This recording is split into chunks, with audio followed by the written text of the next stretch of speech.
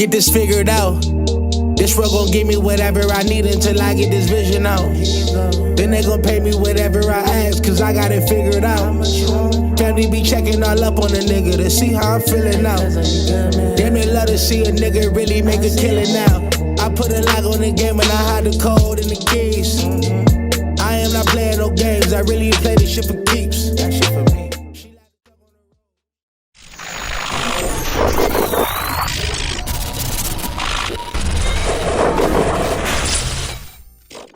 MaddenHeadz YouTube.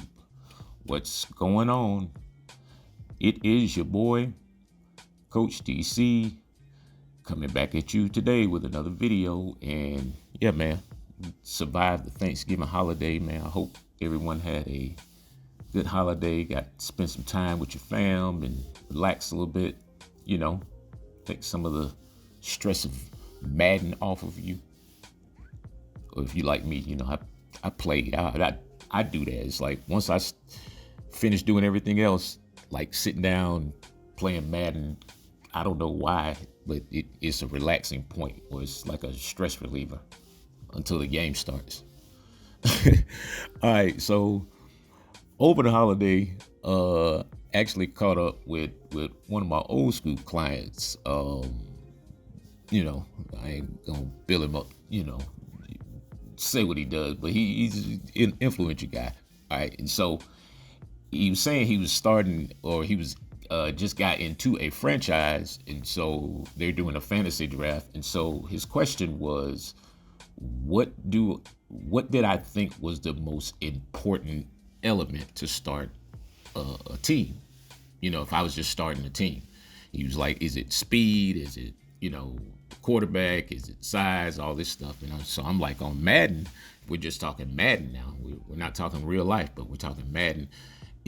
If you have a chance to get a really good quarterback, I would say always get the good quarterback.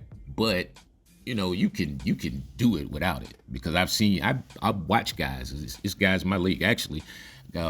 Big up to my fantasy league champ, my man Jimbo. He ended up beating my man my man Big EW, man. Good season, good game. We about to start that fantasy league back up. Matter of fact, still have a few spots in our fantasy league. So if you are serious and you can play and want to play consistently, yeah, get at me. But so I've seen Jimbo, he's won multiple. Like I've seen him win my league and then another, you know, reputable league. And I've seen him win like a league with like Stetson Bennett. So no abilities, no nothing. So it's really more so a style of play when it comes to how disciplined can you be with your quarterback. You can't say you need that quarterback to get it done. I think that's just that's the excuse that most of us make, when in essence, if we have a quarterback that's not that good, we just have to tone it down and scale down our expectations and our throws and all that kind of stuff. We have to keep it simple, get it to a simple scheme. And so, like, I watched Jimbo. I played him several times, and I mean, he's like a headache because he just keeps it basic and simple. He knows his reads. He knows his routes. In essence, he's not even really trying to fool you. He's just making you that was ugly. He is making you stop what he does, and he's going to take what you give him. And so in terms of building a team, my thing would be, I want playmakers. And those playmakers have to have size. You guys have heard me say before, I would probably, if it was just regs or yeah, even a fantasy league, like Kyle Pitts is like, he's definitely a guy or a terrible matchup on the game for everyone. So, I mean, we're talking Madden. So I'm starting with either a big stud receiver, not even necessarily doesn't have to be the fastest guy. Metcalf goes early a lot.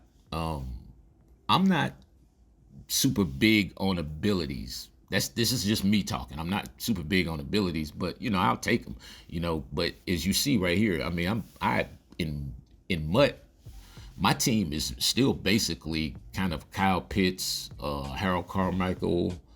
Who else do I have? I'm trying to think. Yeah, I got Pitts, Carmichael, Bijan. I mean, Parham, whatever his name is. Yeah, I got the body count boys. That's big boys, big receivers. So if you look at my MUT team, actually, let me get to that. If you look at my MUT team will tell you how I construct my team, because I could update these guys very easily, but no, I like to have the size mismatch at every position. So, I like to 6'8" tight end. He's a problem. I don't care if he's only 89 speed or only 88 speed or whatever he is. No, that's a problem, because you're going to take advantage of the matchup. I'm the kind of guy, I like to use the bigger offensive linemen. They don't necessarily have to be the most intelligent guys on the planet, but they have to have a certain strength threshold, for me. Like my offensive linemen I want all 5 of them to be at least 90 strength to start, and then I kind of filter out, from I go strength first, and then I filter out the overalls from the strength, if that makes any sense. And so same thing I do with the receivers. I'm going to go with the bigger receivers first and then filter my way back in terms of skill. So I may end up taking a bigger receiver in a draft that's not the fastest guy on the board at the time. You know what I mean? So it depends upon your style of play. If you're the kind of guy who likes to, you run a lot of crossers, ins and outs, and drags, you like the Tyreek Hills and the smaller, faster, quicker receivers. That's just not for me. I have a hard time controlling those guys. And so I'm a power back guy. I like power backs as opposed to, what do you call those guys? The elusive backs or whatever they are. I'd rather have a power back, because with the power back, I'm more of a north and south type of runner. A lot of guys like to juke and use the juke stick. I don't really use the juke stick a lot. I mean, my runs are basically like kind of north-south, quick hezzies, fake hezzies, and then I might, shake somewhere in between, holding the L2. But, in terms of just the style of running, my team is generally gonna I don't know if you guys know a lot about franchise, but in franchise, you can set your offense, in your adjust lineup phase to like vertical power run team or vertical whatever it is. So I always end up with that vertical power whatever it is thing. That's how my team always shakes out. And so but in terms of just basically playing Madden itself, you cannot beat size on this game. You just can't.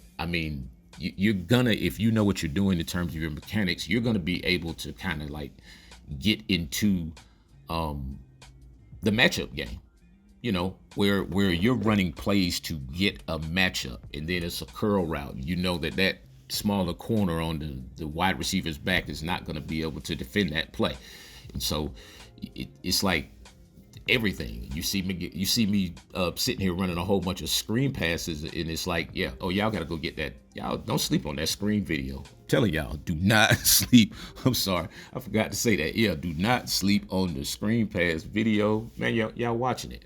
So you watch some of these highlights and then just get an idea of what we're talking about here.